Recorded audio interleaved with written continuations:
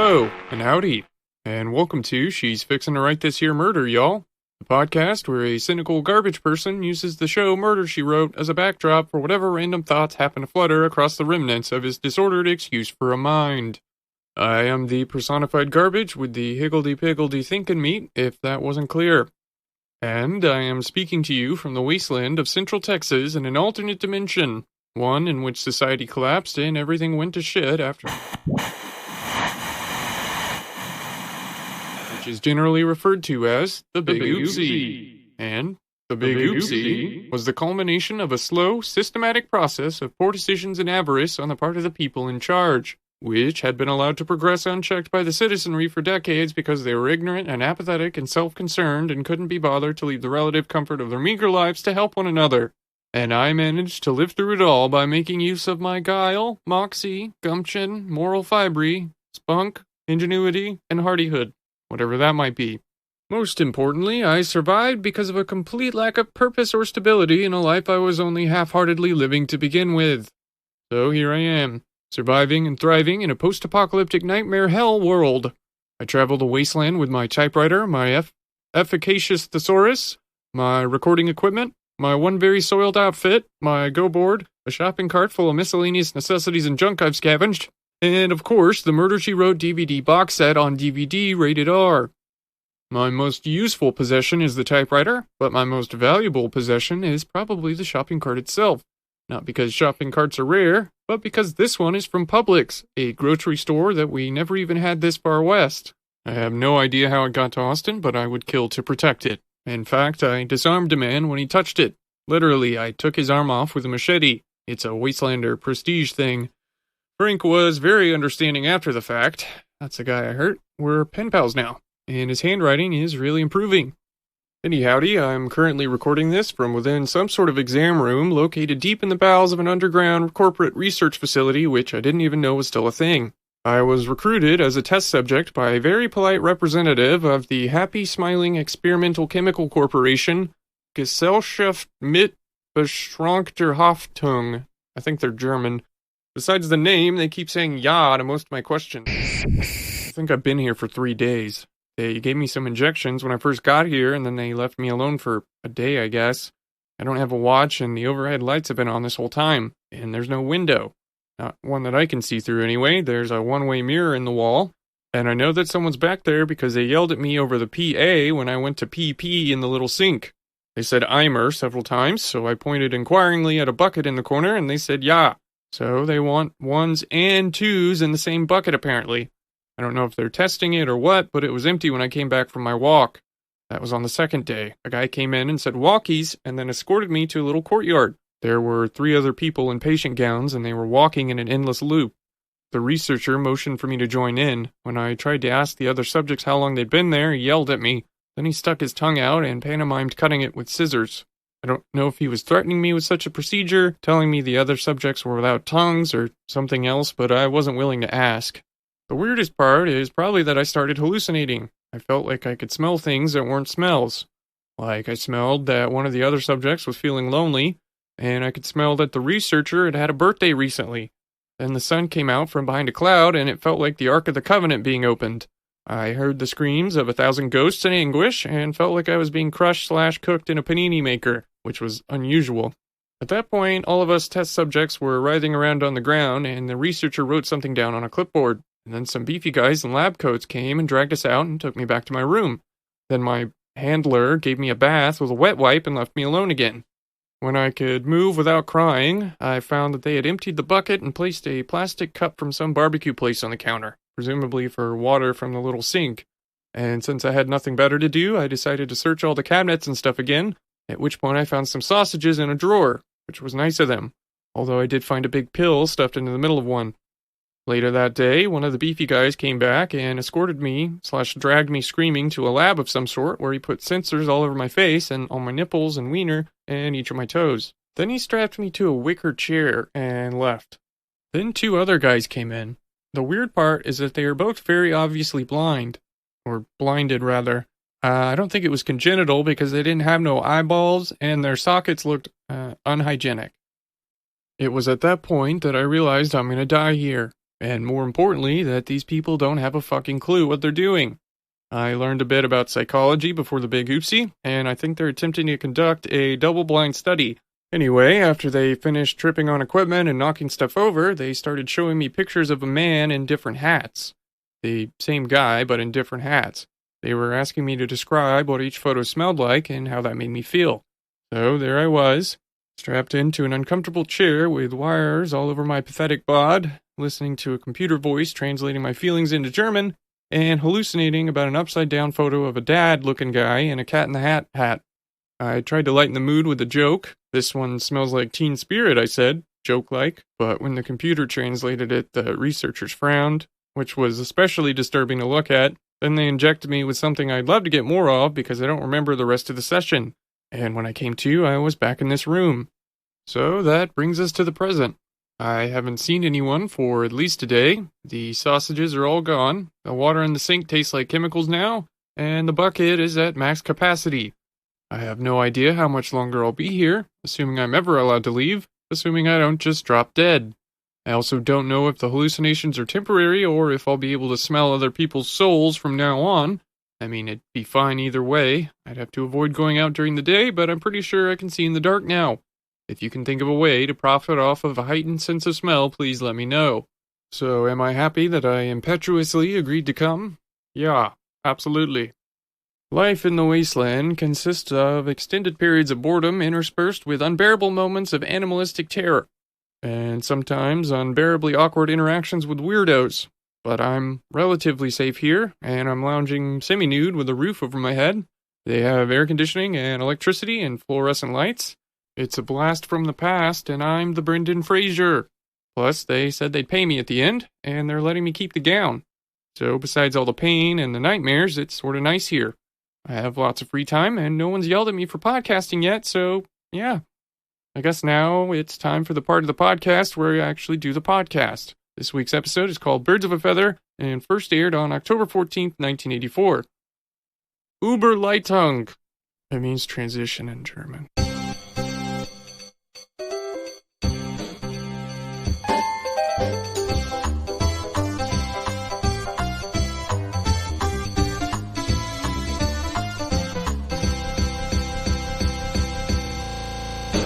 Our story opens with some old man in a brown velour sweatsuit jogging with his dog in the shadow of the Golden Gate Bridge, which means, unfortunately, that this episode will require me to acknowledge the existence of California.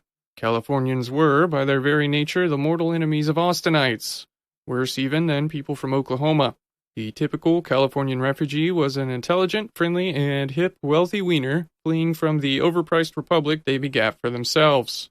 Like a veritable horde of barbarians, they set out to conquer our fair city, installing all manner of overpriced worldly restaurants and tech-based companies, putting lead warnings on every available surface, clogging up our meager highways, eating all our Whataburger, getting stung by our fire ants, and driving up the price of living. In every parking lot, spots intended for humble Texans were occupied by eco-friendly hatchbacks hung with that most tasteless of license plates.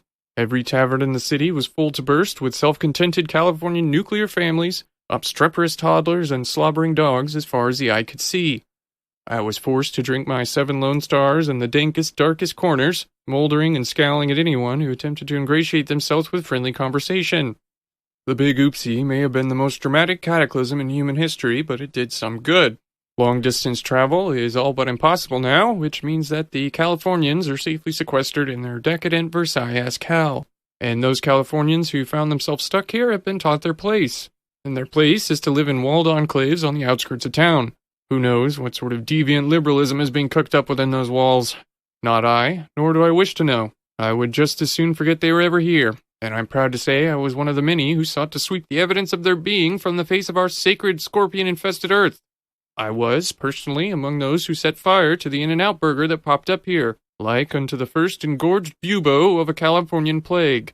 But here we are. Their legacy remains to taunt me, and this episode forces me to look upon the grim visage of that which I most resent. Well, the old guy turns out to be a sleazy gangster type called Al Drake. He's played by Martin Landau, who I know mostly from the Mission Impossible TV series where he employed person-of-color makeup in order to fool international criminals. Anyway, he is jogging with Dog when approached by some hapless goober called Howard Griffin. Howie accosts him about delinquent payment for services rendered, which ain't been specified at this time. Howie puts his hand on Al's chest to stop him jogging. You listen to me. I'm not particularly proud of what I had to do to earn that money, but I did it. And I want what's coming to me. You're a nice kid, Howard. But don't you ever touch me like that again. Now, tonight you be there or you don't see a dime. You got that? Howard fucks off, and Al continues jogging until he reaches his German luxury car, where some other tough boy called Mike is waiting. I thought we had a deal. We do. Just be patient. Yeah, well, I've been patient for about 6 months. I think you're jerking my string, Al. That's what I think. How do you raise the money? Now, that's my problem, isn't it? Don't push me, Mike. Things are going real good right now. But I can live without you. Yeah? Well, speaking of living, anybody can live without anybody. French! Al stands there looking disquieted as Mike puts on some giant sunglasses and marches off. Then we cut to the innards of a church where one Victoria Brandon is explaining her wedding fantasies to a reverend. Victoria sneezes directly into her hand and then rubs all over her nose and face with both hands and then starts gesticulating about who all is coming to her knot tying. Well, a bunch of nobodies are coming, plus Auntie. Auntie being Jessica Fletcher, the mystery-solving hero / vigilante of this here television program.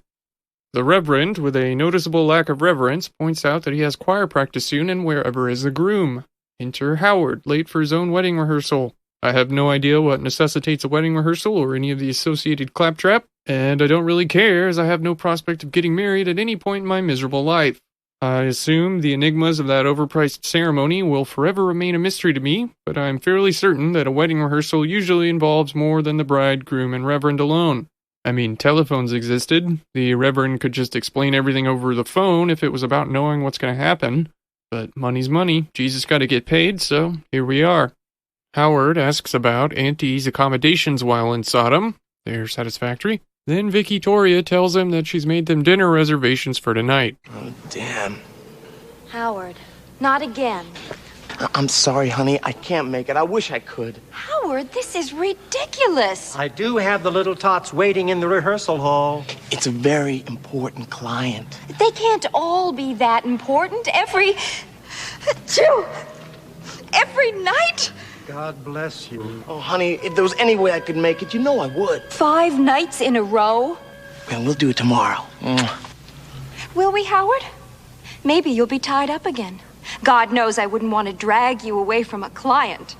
So Victoria stalks off. We then cut to the restaurant, which has been reserved. The restaurant is British-themed. You can tell because there are flagons and heraldry and Welsh flags draped on dark wood paneling, and it's lit like a medieval dungeon. And it must be a new restaurant because a place serving British cuisine couldn't stay open for more than a month. Freshen your drink, Governor! The street urchin server brings out 2 complimentary glasses of Bovril to wash down the mandatory crumpets and Marmite. The menu consists entirely of savory pies. Jessica orders the jellied eel pie, and Victoria gets the gay meatball pie. Then they get down to the business at hand. I met him in New York, it must have been about a year ago. He was acting in an off-Broadway show. Oh, I thought it was in insurance. Oh, he is, now. But back there he was an actor. Well, actually, he was mostly a cab driver. You see, in college he played the lead in Charlie's Aunt, and I guess it just sort of got in his blood.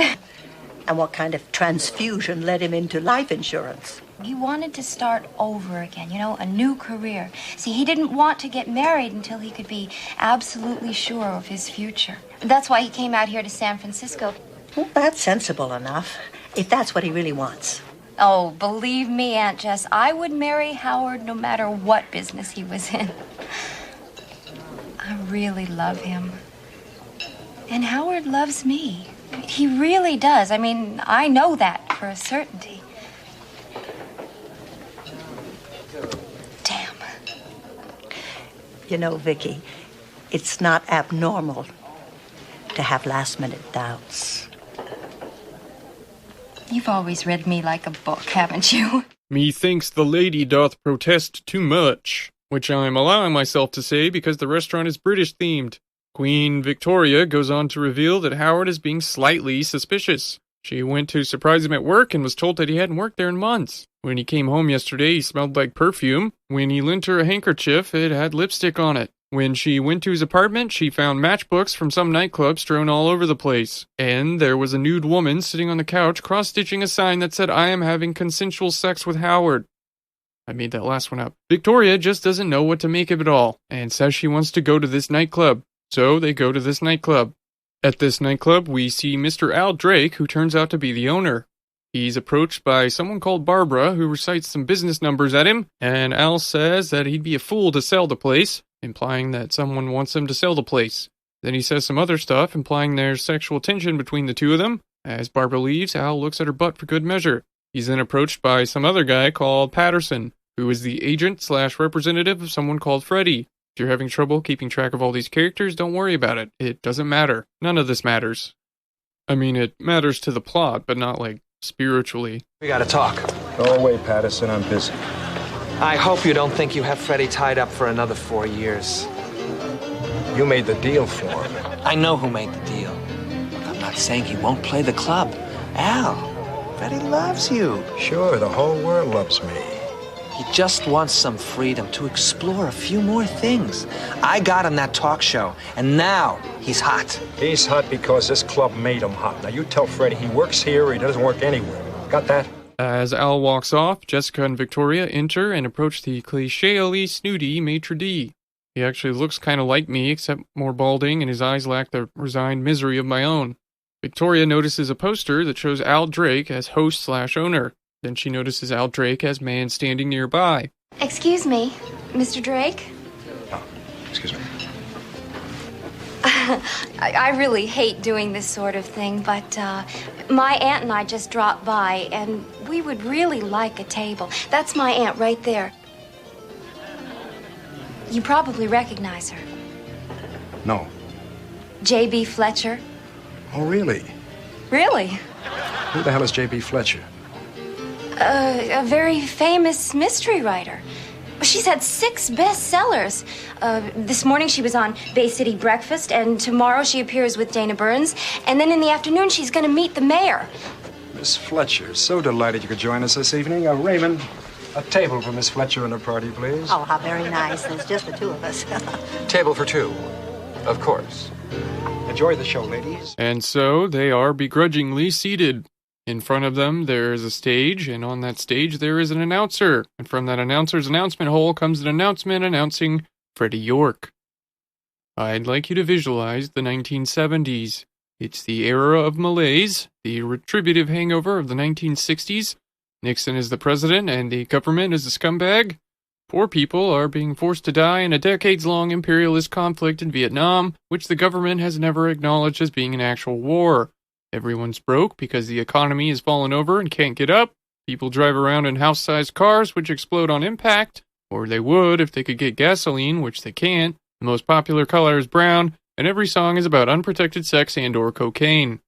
Alright, now imagine that all of those elements have been condensed down into the form of an individual human man.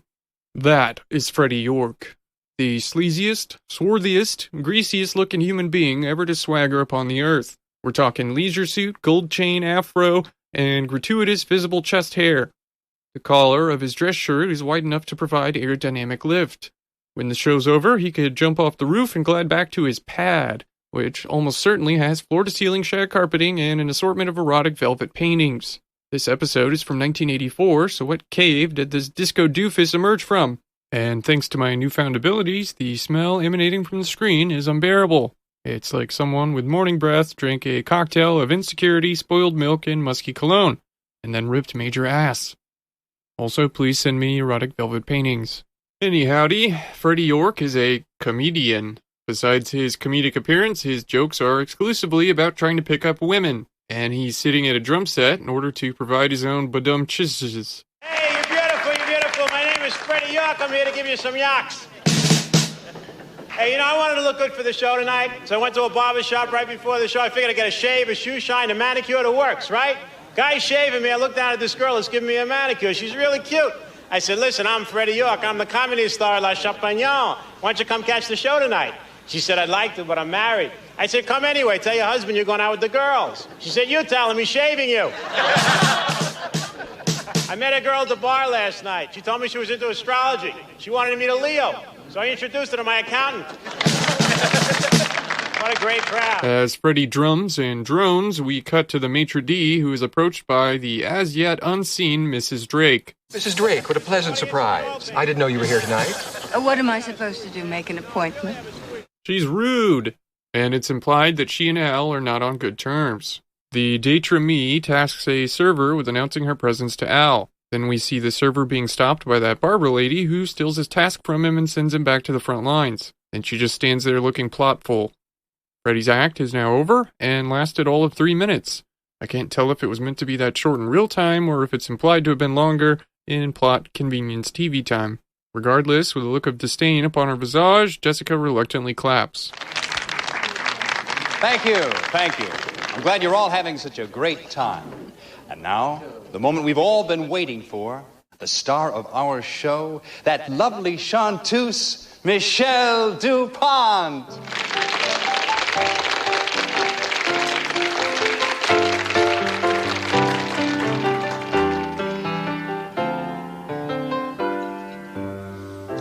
There's a somebody I'm longing to see.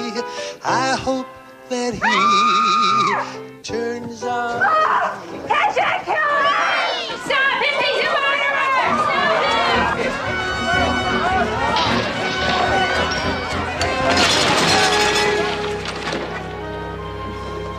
murderer! Michelle the singer turns out to be a person in haphazard drag. Purple glitter eyebrows do not coordinate with a black and burgundy sequined muumuu. Even I, a man wearing giant cicada shell pauldrons, can tell that that outfit don't work. About 15 seconds into her song, all hell breaks loose. Another person in drag sprints out from behind the curtain amidst cries of "MURDERRR." They dodge around several patrons but end up colliding with Jessica's table and eating shit. Their Dolly Parton-esque hairdo is launched into orbit, revealing who else but Howard. Victoria! Howard? Howard? I can explain everything.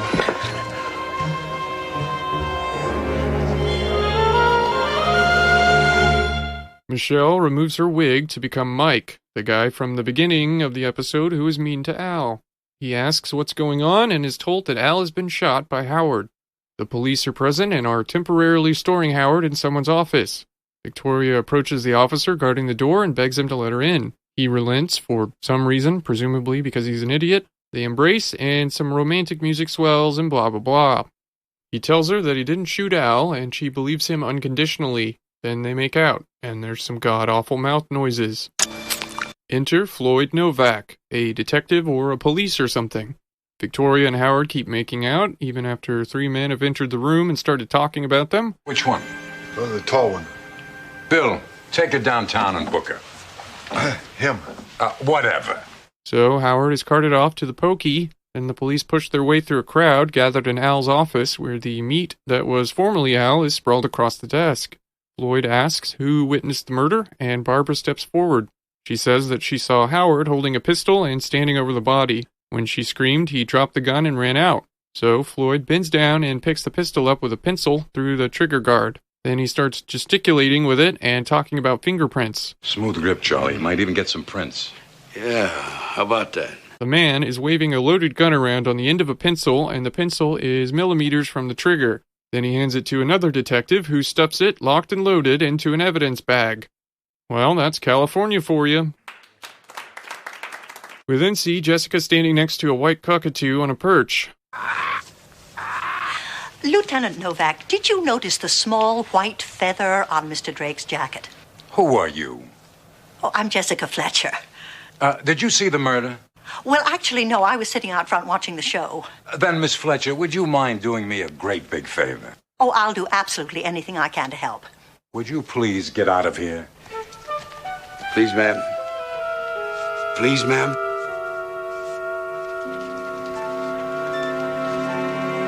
Jessica is escorted out with a look of confusion and disbelief on her phiz. She can't seem to make sense of the fact that this detective doesn't want her help solving the mystery. At this point, one of the police officers bumps into the perch, and the bird starts screeching and repeating, "Hulkamania, Hulkamania, I want Hulk, brother." It then launches itself at the officer and tries to rip off his mustache while shrieking, "Not Hulk, I want a Hulk Hogan." At this point, everyone's in a panic. Jessica backs out of the room with a vindictive sort of look on her face. People flee the office en masse. Barbara rushes to a closet and puts on a fake white mustache and a bandana. She moves towards the police officer, who is now unconscious on the floor with blood pouring out of what used to be his face. The bird looks up, sees Airsat's Hulk, and spits out a piece of the guy's lip, I think. Barbara starts saying, "Calm down, brother," in a gruff voice. She gets the bird up onto her hand and carries it over to a tiny wrestling ring set up in the corner. The bird climbs onto one of the ropes and starts doing leg drops on a teddy bear that someone positioned in there. Then Barbara reaches over and hits play on a boombox, which starts up a tape of a cheering crowd. Then she motions for everyone to quietly move outside. One of the police officers tries to drag the wounded man out by his foot, but ends up knocking over the perch. The bird turns and stares at him, so he gives up and closes the door. And then there's this dolly shot over the maimed guy and a zoom in towards the bird, which just stares into the camera with blood all down its front while the sound of the cheering crowd gets louder and louder and then transitions into screams of torment. And then it cuts to commercial. When the show returns, we're at the detective depository. The assistant detective, the one who hasn't been mauled by a bird, is just finishing up a statement of some sort, which he removes from a behemoth of a typewriter, the make of which I can't tell. It's a gigantic amorphous blob of a thing. Did I mention that I like typewriters? I use a typewriter to write my scripts, what with electricity being a commodity and such. Anyway, I don't know what machine he's using, electric, almost certainly. I have no interest in electric typewriters. At that point, it's just a shitty computer, you know what I mean? And where's the fun in that? I use an Olivetti Letter 32 myself.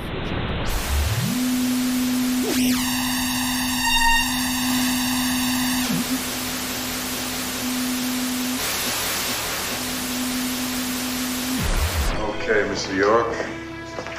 Now, is there anything you might want to add to this statement? Hey, what can I tell you? I was making a living out front. He was dying backstage. Sign it. You don't seem exactly broken up over Drake's death. I'll tell you what. I'll split a bouquet with you.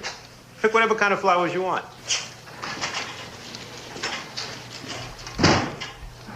Sweet guy. So, Freddie York don't exactly seem broken up over Drake's death. Then the detectives play with the detective trope until Jessica comes a knocking. Oh, lady, please, I haven't slept all night and I'm tired. You know, you're not a witness in this case and I just don't have time for you. I, too, have been up all night, and I have got jet lag on top of it. I was supposed to go on a TV show this morning, but I canceled it because I thought that this was more important. Now, either you find time to talk with me, or I will go on that television show, and my subject will not be my next book. It will be the insensitivity and arrogance of the city's homicide division. She won, of course. She always does. So, Detective Floyd relents. He gives her a summary of the evidence collected so far, including the fact that the gun was stealed from a pawn shop in New York. Which is where Howard comes from, I believe. Now, you got the picture? Yes, thank you. She then says, "You did, of course, run a nitric acid test to capture Howard's fingerprints, did you not?" "They did not. Yet," he says. "Now, I did a full scan dark web search for nitric acid test on the NCIS fan page and got nothing back. Nitric acid is used for finding the remnants of a scratched-off serial number, but there's nothing about no fingerprints. It doesn't even make sense. Nitric acid eats through grease like acid through butter, and that's what fingerprints are really, person butter, which we smear on everything we touch. So putting acid on the gun burns the butter away, and putting acid on the Howard burns the Howard away. I just don't think the writers were trying very hard. The real method of fingerprint analysis involves cyanoacrylate, aka super crazy glue. You heat that stuff up and inhale the vapors, and then you can visualize the fingerprints in your mind. I myself have utilized uber glue for its psychotropic properties. I smoke some kind of glue anyway. It's also good for sealing up wounds. Did you get traumatic lacerations from rolling around on broken glass after smoking glue? Solution: uber glue. Well, I guess now's as good a time as any to take a commercial break. I'm sorry.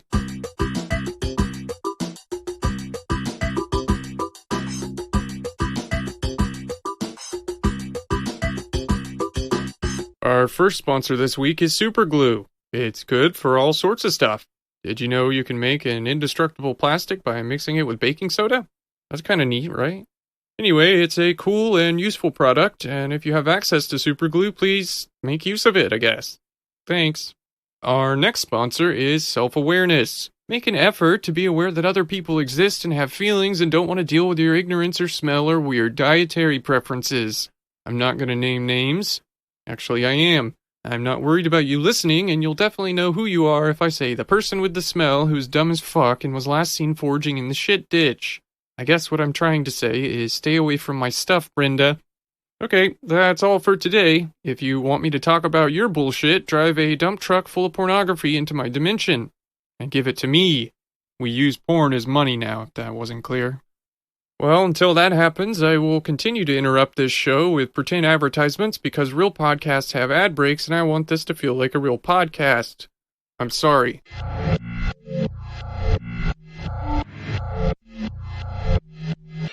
Jessica is using her fame to extort Detective Floyd into giving her FaceTime with Howard. We then cut to Howard being escorted through the police station where he's accosted for wearing a dress. Hey, Princess. How about a date? How'd you like this shoe for breakfast? A little bit tough guy. The weird part, besides the guy dressed like the biker from the Village People asking for a date, the weird part is the officer escorting Howard stops pushing him along when Leather Daddy makes his move. I don't really see the importance of this interaction besides squeezing more yucks out of man in dress funny. You see, Howard is wearing a dress, which is an item of women's clothing, and he is not a woman, so he must be a pervert or sexual deviant and thus deserves to be mocked. I would also like to point out that the man in a sleeveless leather vest is wearing sunglasses indoors. He's also not handcuffed or being guarded or in any way detained. He's just leaning on the front desk looking smug. So is he here to report a crime, or does he just like hanging out at the police station because he's a creep? He's credited as Leather Guy, so probably just a creep. Or a leather salesman who's a creep in his spare time. Floyd is on the telephone when Howard is shoved into his office. But I just said that. I mean, didn't you hear me say that? Didn't I just say that? I mean, what am I, in an echo chamber here? Look, just get it done, okay? Bye. You've got 10 minutes. Floyd is pushing the New York cop shtick pretty hard considering this is San Francisco. Maybe he's here as part of a police exchange program. Anyway, Jessica sits Howard down and tells him to spill it. Now, did you or did you not kill that man? No, he was dead when I walked in. Well, I'd like to believe that. On the other hand, you did lie to Victoria. Well, I never actually lied. You told her that you had a job with an insurance firm. Well, I did, for almost 6 months, but... Mrs. Fletcher, do you know how hard it is to sit in someone's living room when they'd rather be watching television and tell them how rich they're going to be after they're dead? They fired me. Now, Victoria would have understood that. I know, that's the trouble. Vicky'd marry me no matter what I was into, including unemployment, welfare, and starvation. Look, I don't know how to explain this, but I want to be a performer. And I knew if I didn't give it a shot, a real shot, that I'd be miserable. And so would my marriage. He goes on to say that it was supposed to be a 2-week gig, but Mr. Drake wouldn't let him quit. And his method of coercion? To withhold Howard's pay. I have no idea how that's supposed to prevent him from leaving. I mean, is he just going to work there indefinitely without pay? It doesn't make a lick of sense. That still doesn't explain why you were standing over him with a murder weapon in your hand.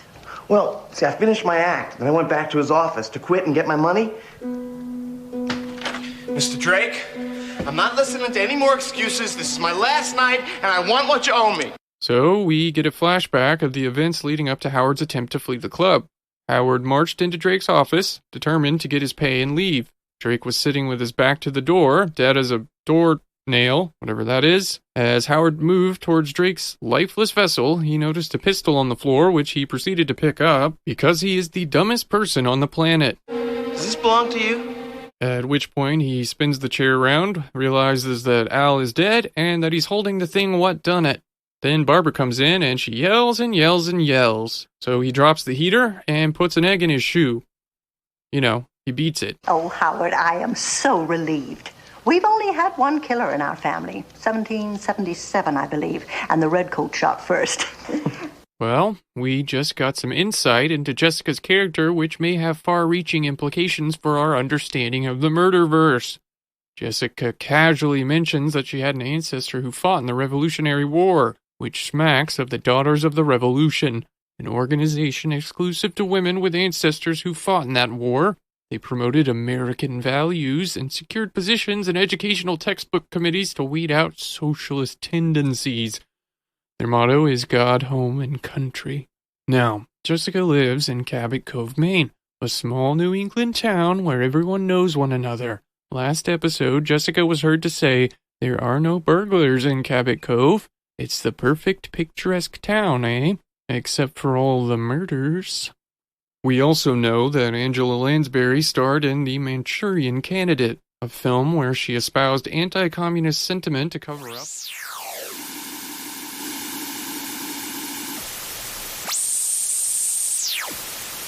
Also Gaslight. She was a maid in that, which I don't see the relevance of at this point, but I'm certain there's some clue hidden there.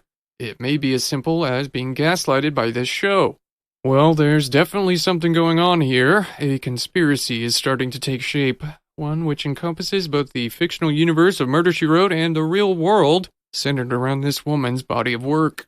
Conspiracy, conspire, from the Latin conspirare, to breathe with, to share breath with another. Am I sharing Angela Lansbury's breath? By watching Murder, She Wrote, am I becoming a part of this conspiracy? By giving voice to this show, am I consenting to the conspiracy and furthering her aims? The truth remains veiled in the mists of time, but I vow to get to the bottom of this. We know that Jessica has familial ties on both ends of the country. Were these her operatives? Was the entire United States being undermined by the rot of this conspiracy like mold on the bottom of a giant US-shaped cookie? And what does Magnum P.I. have to do with it all? Did Murder, She Wrote somehow set in motion the chaos which begat the big oopsie? Oh my god.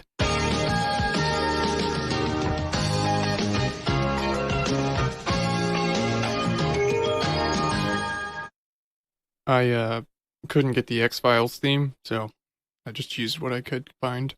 Now, look, I've got the name of a very good lawyer. And is there anything else you need? How about a pair of pants? Yeah. Well, hello, Mrs. Fletcher. How nice to hear from you again. Yeah, I was just wondering how the nitric acid test came out. I'm still waiting for the results. However, you'll be happy to know that we've established the time of death. Oh, now we're getting somewhere. Drake was killed between 9:50 and 10:05. 15 minutes. Isn't that a little precise even for the medical examiner? Oh, it has nothing to do with the medical examiner, Mrs. Fletcher. That's when York was performing. The banging of his drums covered the sound of the shot. Yeah, but... Now, Mrs. Fletcher, if you'll excuse me now, I have the commissioner waiting for me on the other line. Bye. What is it about that woman that makes me nervous? I think she's kind of cute. Jessica returns to the club to gather evidence and overhears Mrs. Drake giving the staff a condescending pep talk now that she's inherited ownership of the club. She then addresses Michelle/Mike and tells him she wants to make some changes to his act. Well, if you want to critique my performance, Mrs. Drake, I'd prefer the privacy of my dressing room. Don't you turn your back on me. Don't you ever speak to me that way in front of the staff again. I suppose we do have to keep up appearances, don't we, darling?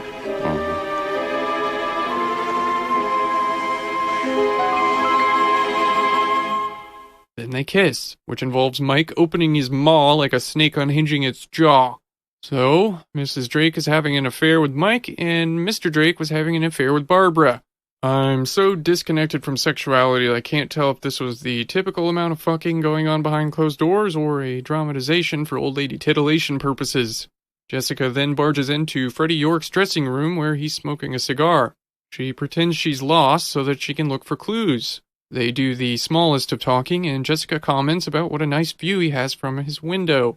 Freddie jokes that his agent couldn't get him more money, but managed to secure him the only room with a window. Jessica then examines the love seat positioned under that singular window, and considering this is Freddie York, I assume she's looking for fresh jizz stains among the many aged ones. You're Howard Zan, aren't you? Well, very soon, we hope.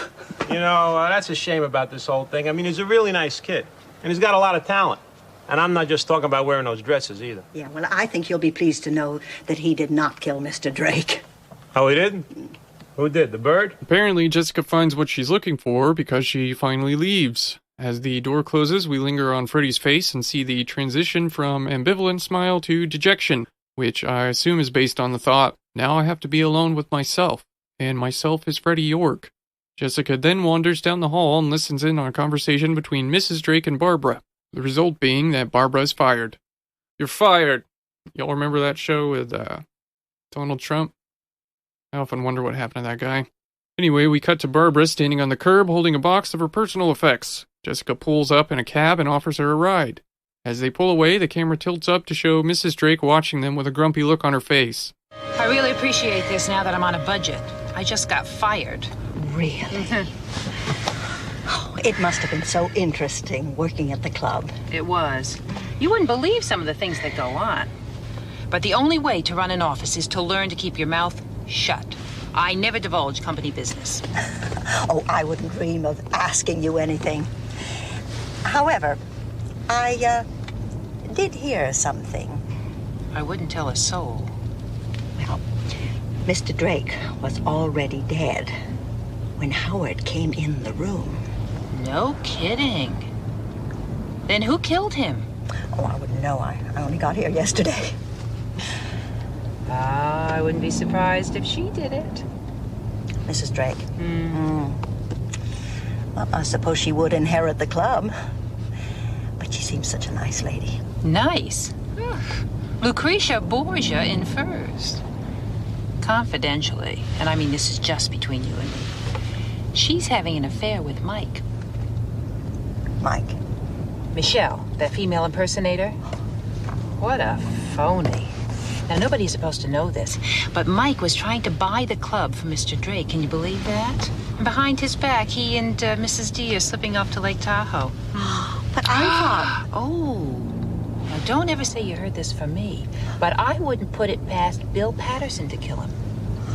Oh, Mr. York's agent.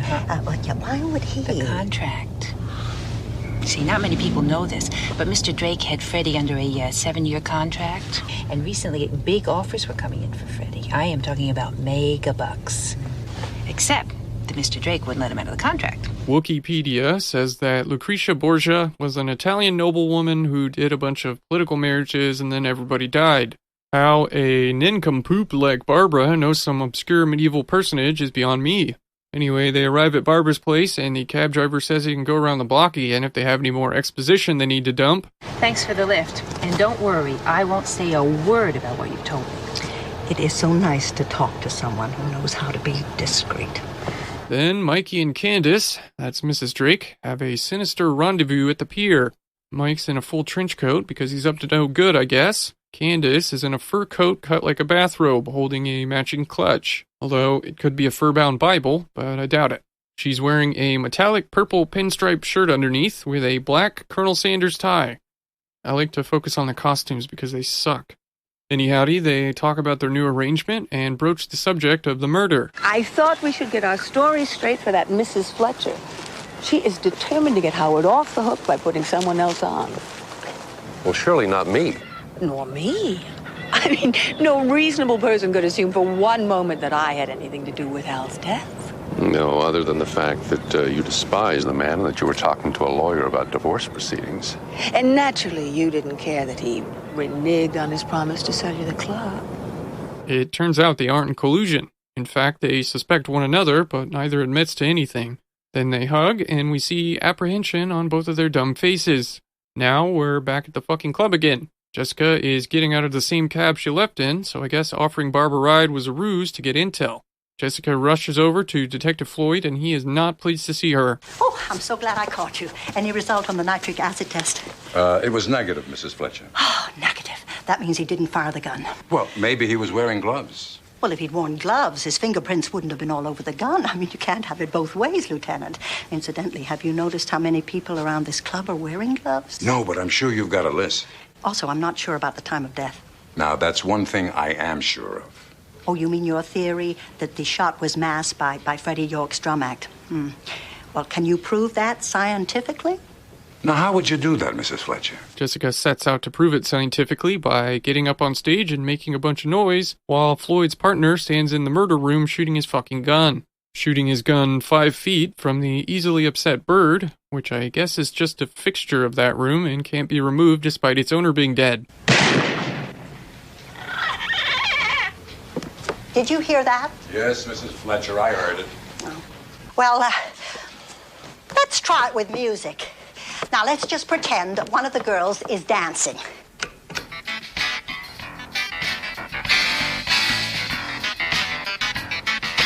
Once again, please, Charlie! This scene is totally ridiculous, and I love it. Floyd's too old for this shit attitude is the perfect foil to Jessica's earnest busybodiness, and the 70s porno music brings it all together nicely. Anyway, the gunshot is audible over all iterations of Jessica jumping around on stage, which seems to undermine her idea that the shot could have occurred at an earlier point. But they didn't even try gunshot plus snare drum. Pardon my inability to suspend disbelief, but that should have been the first experiment conducted. The only possible reason for excluding it is that some dumb plot point needed to happen later. But I write this one scene at a time, so we'll have to wait and see if I'm right, which I am probably. Rest assured, if I'm wrong, I would definitely tell you instead of editing this script to make myself look smart. At this point, Freddy creeps in from backstage like a paisley-wearing slime mold. Hey, Lieutenant, wait a minute. I mean, what the hell is going on here? A detective audition? What's this lady trying to suggest? That one of us killed Drake?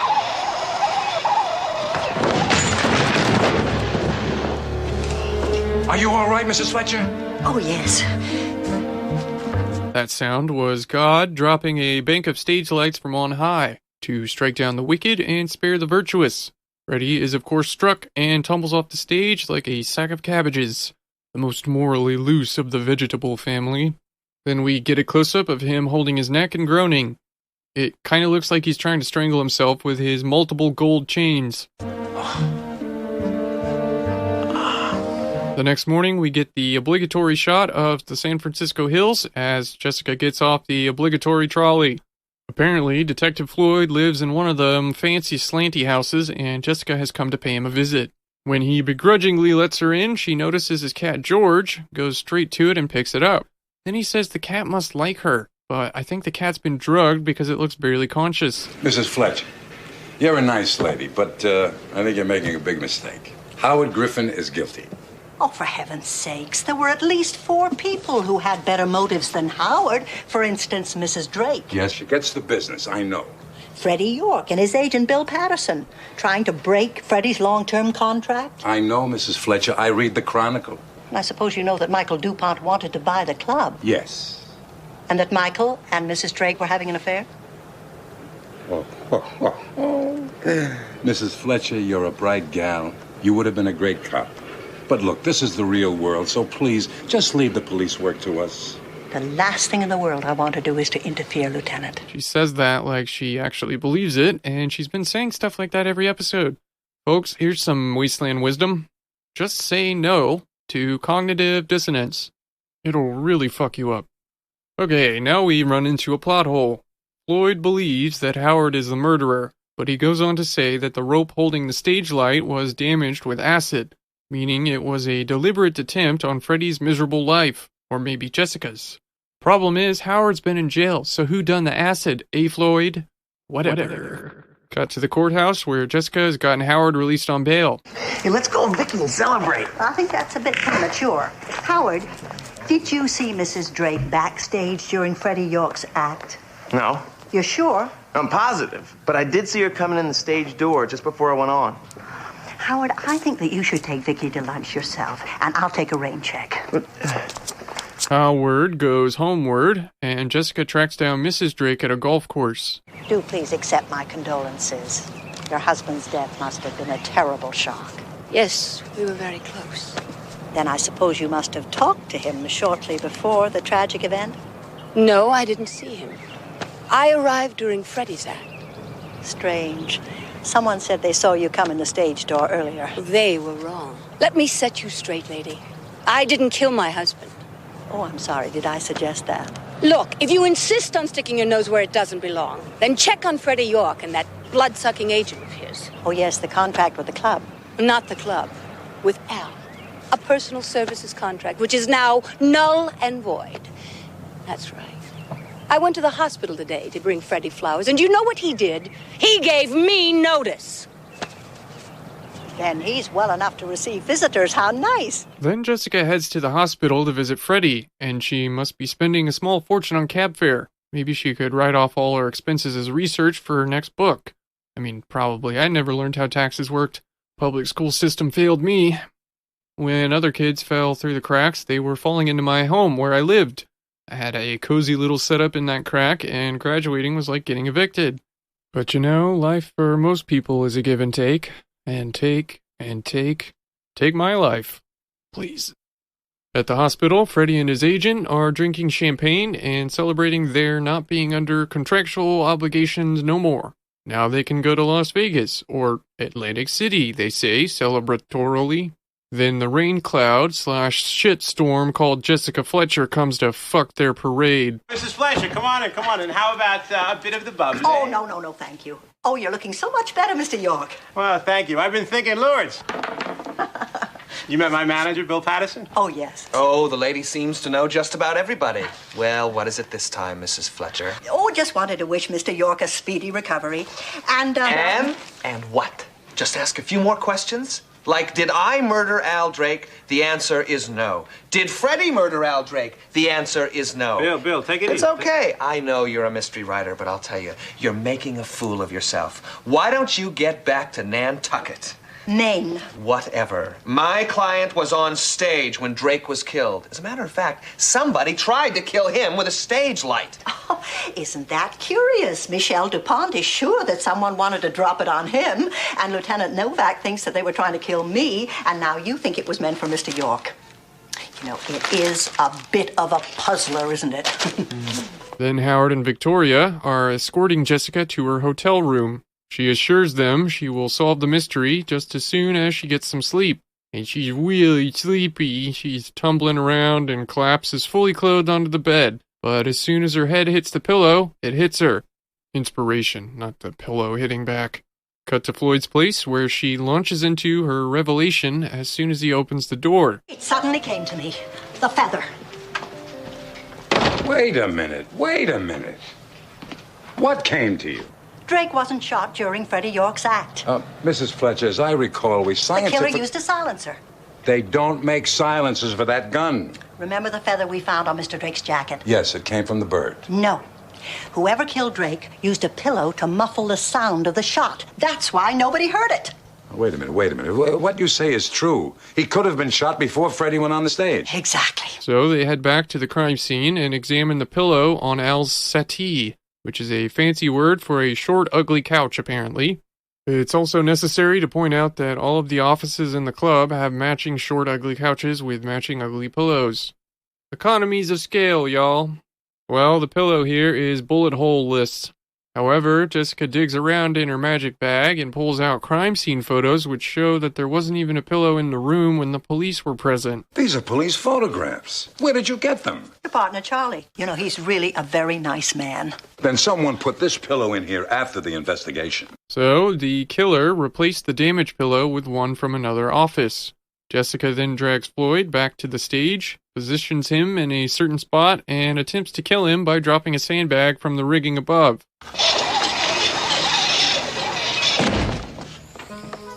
What were you trying to do, kill me? You moved. Of course I did. You heard it descending. I'm not deaf. Well, neither was Freddie York. At this point, Freddie emerges from backstage and congratulates Jessica on her performance, but says it doesn't prove he was the murderer. You know what? I'd like to stay around and talk, but I got to fly to Vegas. I hope my arms don't get tired. You're beautiful. See you. We then cut to Freddie's dressing room, where Floyd and Jessica confront him as he packs for his big special trip.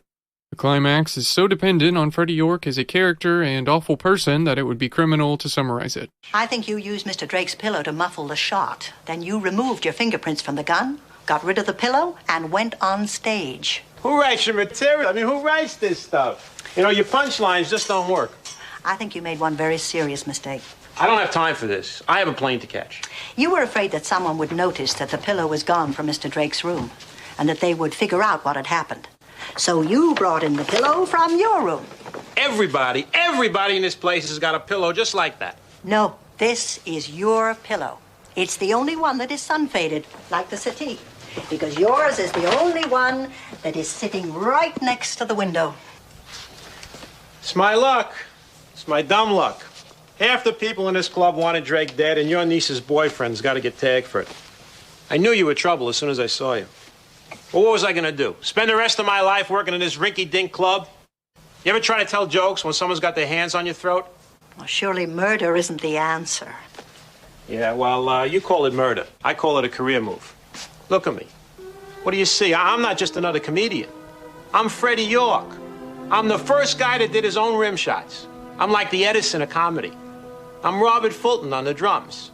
So Al Drake sees me one Sunday night. He says, "Kid, you're good. Here's a long-term contract. It's your shot. Your big break." He broke my spirit. That man broke my heart. I couldn't let him do that. I'm a creative genius. Fair is fair. He gave me a shot. I gave him a shot. Ba-dum-bum. Oh, you sad, greasy little man. When a comedic genius goes head-to-head with a murder genius, well, the results speak for themselves. Oh, and the falling stage light was a red herring. Duh. Goodbye, Freddie York. I'll miss you. Or rather, I'll miss your ability to prompt mean things from my mouth. It's too bad. I could have knocked him dead. I'm sure you would have. Wedding time! By the power vested in me by the state of California, I now pronounce you man and wife.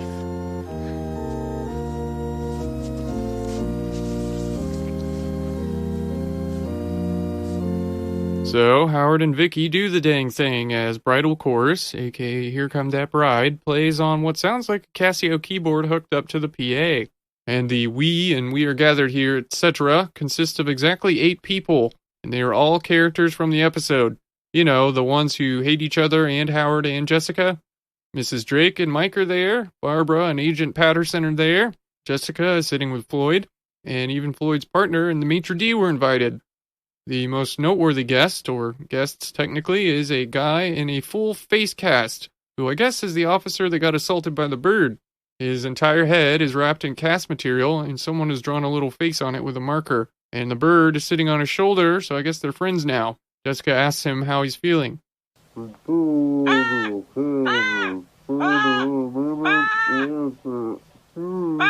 What? Why the heck did they decide to have such a small wedding in a huge church? I mean, this is a proper 300-person sized church we're talking about. And they didn't even attempt to frame the shot in a way that hides this fact. 2/3 of the screen is empty fucking pews. Even the arrangement of this pathetic audience is nonsense. The maitre d' is alone on Howard's side of the aisle, and everybody else is on Victoria's, who they don't even know. I guess Howard and Victoria met in an orphanage or something? Anyway, after the kiss part, everyone gathers around the newlyweds and pretends that they're all friends. We're gonna miss you at the club. You got a lot of talent, buddy. Oh, thanks. But I've got a new job lined up. Selling real estate. Yes, with just enough time for a honeymoon in Hawaii, thanks to Aunt Jessica. Howard, I got big news for you, baby. I've been on the phone for an hour. I got you a job. No way, Bill. I'm not wearing any more dresses. Forget the dresses. This is an acting job. 2 days a week on a soap. It's in Hollywood. Starts on Monday. Oh. Monday? But what happened with real estate? And what about Hawaii? Well, we'll just have to forget about that. This is what Howard has always wanted, and that's what we're going to do. What do you think, Aunt Jessica? Well, I don't usually give advice, but in this case, I say go for it.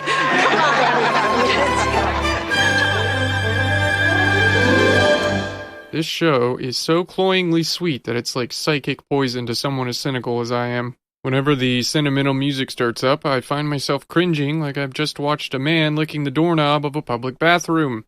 Yet I do tend towards self-destruction, and in this case, I'm suffering for all 5 of you dear, sweet listeners. So it goes. Anyway, this fucking episode is over. Conclusion!